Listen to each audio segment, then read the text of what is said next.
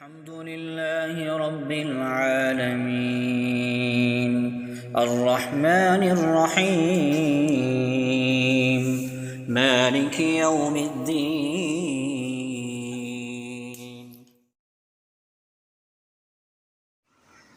بسم اللہ الرحمن الرحیم۔ آج بھی تراویح کے اندر 100واں پارہ پڑھا گیا ہے۔ آج ہمارے تراویح کے اندر الحمدللہ 20 پارے مکمل ہو گئے ہیں۔ 20ویں پارے کے آغاز میں ہی اللہ جل شانہ نے مشرکین مکہ اور کفار کو جو اللہ کے ساتھ شریک ٹھہراتے تھے ان سے چند سوالات کیے ہیں، اور اللہ پاک نے یہ ارشاد فرمایا کہ امن خلق السماوات والارض وانزل لکم من السماء ماء فانبتنا به حدائق ذات بہجہ۔ اللہ پاک نے پہلا سوال یہ کیا کہ ان سے یہ پوچھا جائے یا تم یہ بتاؤ کہ یہ زمین اور آسمان کو کس نے پیدا کیا، اور اسی طریقے سے آگے اللہ پاک نے ارشاد فرمایا کہ یہ خشکی اور تری میں جو مخلوق ہے اس کی کون نگہبانی کر رہا ہے، اور اسی طریقے سے کوئی آدمی پریشانی میں ہو، تکلیف میں ہو، اور جب وہ اللہ کے سامنے ہاتھ پھیلا کر اللہ سے سوال کرتا ہے تو اس کی پریشانی کو کون رفع کرتا ہے، کون اس کی دعا کو سنتا ہے۔ اور اسی طریقے سے اللہ پاک نے بہت سارے خطابات کیے ان سے کہ یہ بتلاؤ کہ تم اللہ کو چھوڑ کر غیر کی پوجا کرتے ہو، تو یہ سارا نظام تو اللہ چلاتے ہیں، تو پھر کیوں اللہ کے ساتھ نعوذ باللہ شریک ٹھہراتے ہو۔ بار بار آپ کے سامنے یہ بات بیان ہوئی کہ قرآن کریم کا پورا موضوع ہی توحید ہے، شرک کا رد ہے، قرآن کریم کی حقانیت ہے۔ جو زیادہ قرآن کریم نے مضمون بیان کیا ہے اس کے اندر یہ 2-3 چیزیں بہت زیادہ ہیں: اللہ کی توحید، شرک کا رد، قرآن کریم کی عظمت اور قیامت کا ذکر۔ یہ چیزیں جو ہے قرآن کریم کے بنیادی مضامین میں سے ہیں۔ تو بار بار اللہ جل شانہ مشرکین مکہ کی جو ہے غلط عقائد کی تردید فرماتے ہیں، رد فرماتے ہیں۔ تو یہاں پر بھی اللہ جل شانہ نے اس کا ذکر فرمایا۔ پھر اس کے ساتھ ساتھ آگے اللہ پاک نے اپنے نبی علیہ السلام سے ارشاد فرمایا فَإِنَّكَ لَا تُسْمِعُ الْمَوْتَى، اور اسی طرح فرمایا کہ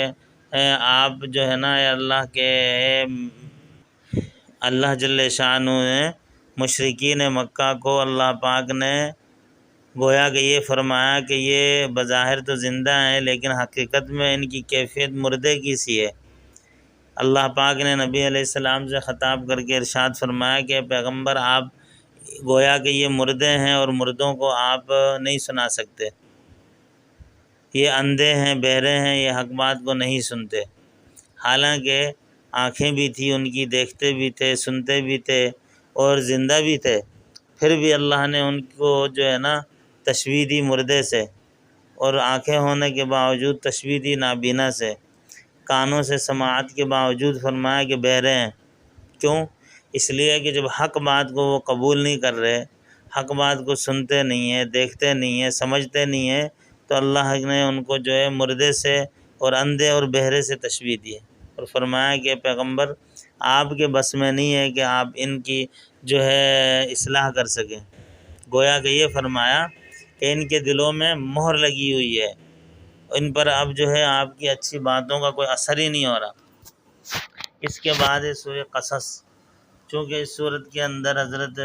موسیٰ علیہ السلام کا قصہ قدر تفصیل سے بیان ہوا ہے۔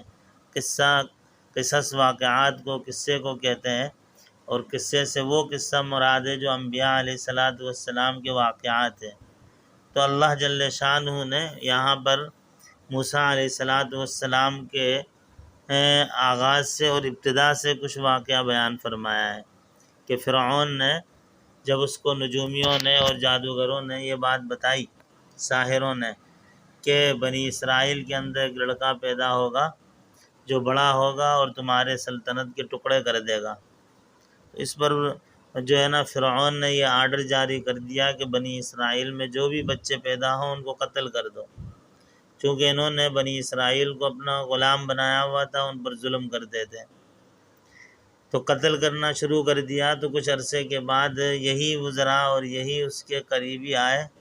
اور انہوں نے کہا کہ بادشاہ سلامت، یہ تو معاملہ گڑبڑ ہو گیا کہ اگر اسی طرح بنی اسرائیل کے بچوں کو قتل کیا جاتا رہا تو کل کو ہماری خدمت کون کرے گا؟ یہ ہمارا غلام ہے، غلامی کون کرے گا؟ اس طرح تو سارے نوجوان ختم ہو جائیں گے۔ تو فرعون صاحب نے جو ہے نا یہ کہا کہ اچھا ایسا کرو، 1 سال جو ہے بچوں کو قتل کرو، 1 سال جو بچے پیدا ہوں ان کو چھوڑ دو۔ اللہ کی ذات گرامی کو دیکھیں کہ جس سال بچوں کے قتل کا تھا، اللہ نے اسی سال موسیٰ علیہ السلام کی تخلیق کی، اور ان کی والدہ سے یہ فرمایا کہ انقذ فیہ فی التابوت فقذ فیہ فی الیم، فرمایا کہ ان کو جو ہے نا ایک تابوت کے اندر، ایک صندوق کے اندر ڈال دینا اور اس کو دریا کی موجوں کے حوالے کر دینا، فقذ فیہ فی الیم، دریا کی موجوں کے حوالے کر دینا، لیکن گھبرانا نہیں، اس لیے کہ ہم جو ہے نا ان کو پھر فرددناہ الی امہ کی تقر عینہا ولا تحزن، فرمایا کہ ہم ان کو واپس تمہارے پاس لائیں گے اور تمہاری آنکھوں کو ٹھنڈا کریں گے۔ ظاہر ہے ایک ماں جو ہے بچے کو ایک تو اس طرح تابوت میں، صندوق میں ڈالیں، پھر اس کو دریا کے موجوں کو حوالے کریں، پریشانی اور ڈر تو لگتا ہے۔ تو اللہ نے تسلی دی کہ ڈرنے کی ضرورت نہیں ہے، میں رب ان کی نگہبانی کر رہا ہوں۔ جب دریا کے حوالے کیا، تفصیل طلب واقعہ ہے، ابھی وقت اتنا نہیں ہے، مختصراً بتلا رہا ہوں۔ وہاں سے وہ موجیں ان کو لے جا کر سیدھا فرعون کے محل کے سامنے، جہاں ان کی جو ہے اہلیہ اور ان کی جو کنیزیں وہاں پر کھڑی تھی، سیدھا وہاں لے جا کر دریا نے ان کو روکا۔ تو ان کو اٹھایا گیا، کھولا گیا، دیکھا حسین و جمیل بچہ، تو ان کو آسیہ نے جو ہے نا اپنی گود لے لیا، اور پھر اس بچے کو اپنے ہاں وہ جو ہے نا ان کی پرورش کرتی رہیں۔ تھوڑے بڑے ہوئے، ایک مرتبہ فرعون کو انہوں نے جو ہے نا تھپڑ رسید کیا، تو فرعون کو خوف ہوا کہ کہیں یہ وہ بچہ نہ ہو، پھر انہوں نے ان کو روکا کہ نہیں، یہ معصوم بچہ ہے، ناسمجھ ہے، اس کو کیا پتہ، اس نے جو ہے ایسی تھپڑ مارا ہے۔ تو لمبا تفصیل طلب واقعہ ہے۔ پھر اس کے بعد موسیٰ علیہ السلام جوان ہوئے، ایک مرتبہ پھر بنی اسرائیل اور ایک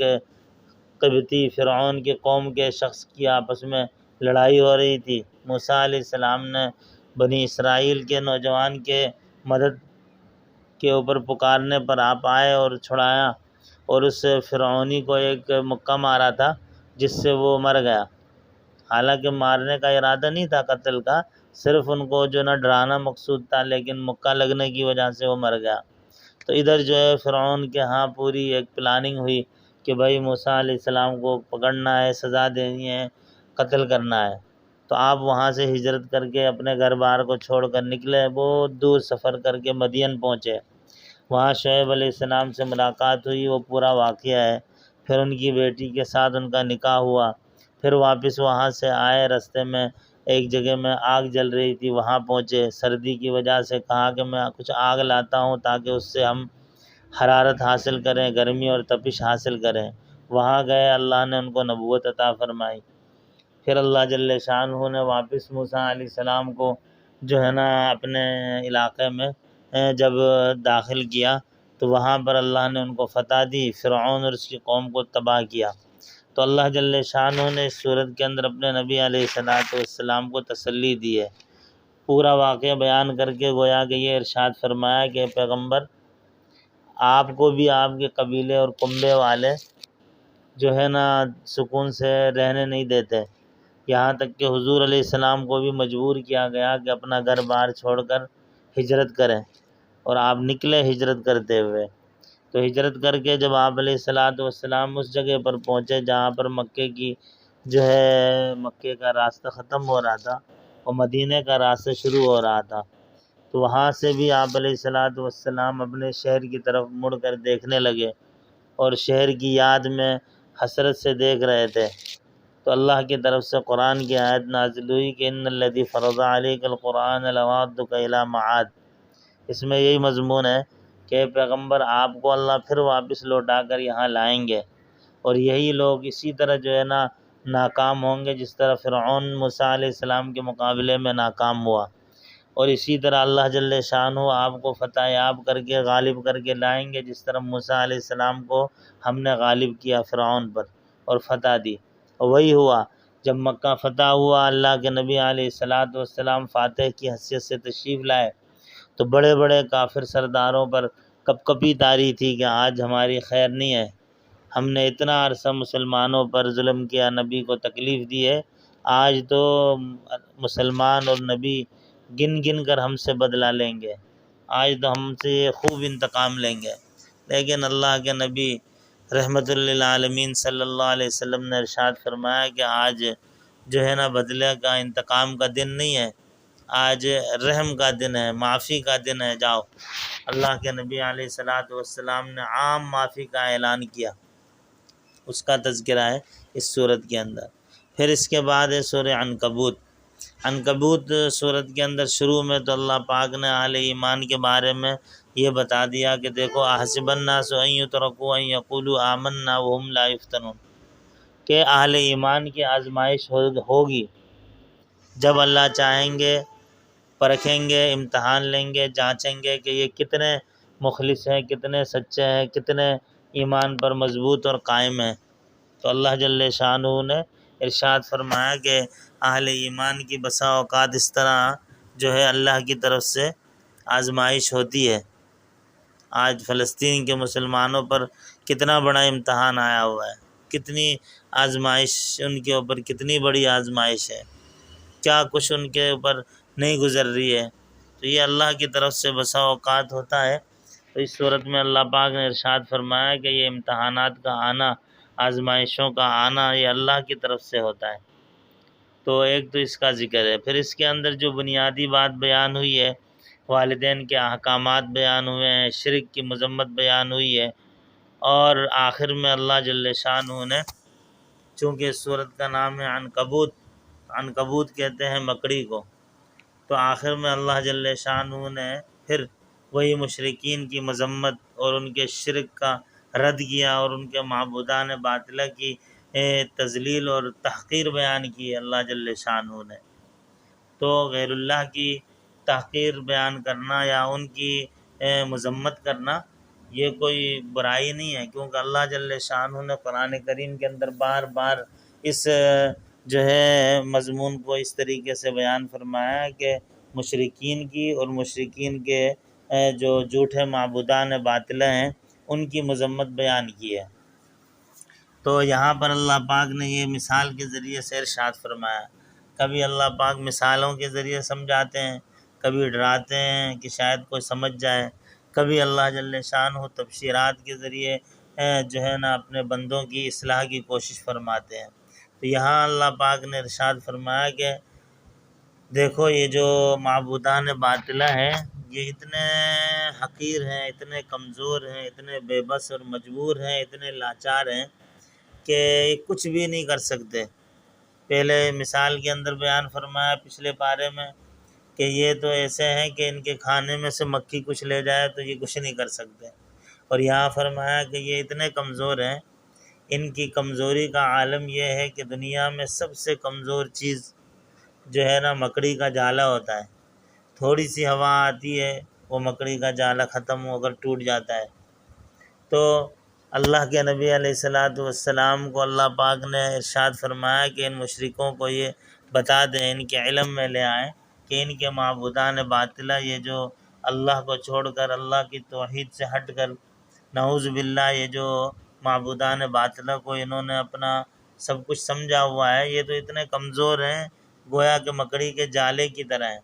اور فرمایا کہ ان اوہن البیوت لبیت العنکبوت، کہ سب سے کمزور چیز مکڑی کا جالا ہوتا ہے۔ تو اللہ جل شانہ فرماتے ہیں کہ ان کے جھوٹے جو معبود ہیں یہ تو ان سے بھی زیادہ کمزور ہیں، وہ گرے پڑے ہیں اور حقیر ہیں، یہ کچھ بھی نہیں کر سکتے ہیں۔ تو لہٰذا اللہ پاک بار بار اہل ایمان کو توحید پر قائم رہنے اور عقیدہ توحید کو مضبوط رکھنے کا حکم دیتے ہیں۔ اللہ پاک ہمیں قرآن و سنت کو سمجھنے اور